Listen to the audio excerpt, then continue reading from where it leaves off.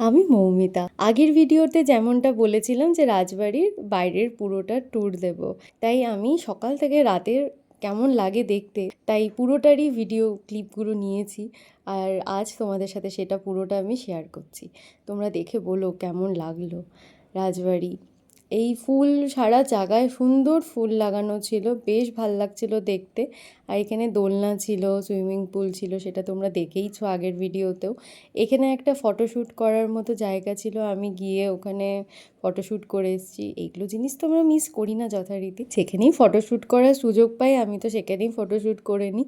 যথারীতি এই জায়গাটা খুবই সুন্দর ছিল আর খুব নিরিবিলি পরিবেশ, খুবই পরিষ্কার পরিচ্ছন্ন জায়গা ছিল। আর যেদিকেই তাকাবে সুন্দর ফুল ফুটে আছে, গাছ, খুবই ভাল লাগছিল। ঢুকেই দেখেছিলাম এত সুন্দর এত বড় বড় গ্যান্দা ফুল ফুটে আছে, বেশ ভাল লাগছিল দেখতে।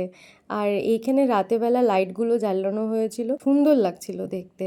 আমি তো ওখানে দোলনা ছিল, ওখানে গিয়েও কিছুক্ষণ বসে সময় কাটিয়েছি। আমার এরম ধরনের ভিডিও তোমাদের কেমন লাগছে অবশ্যই আমাকে জানিও।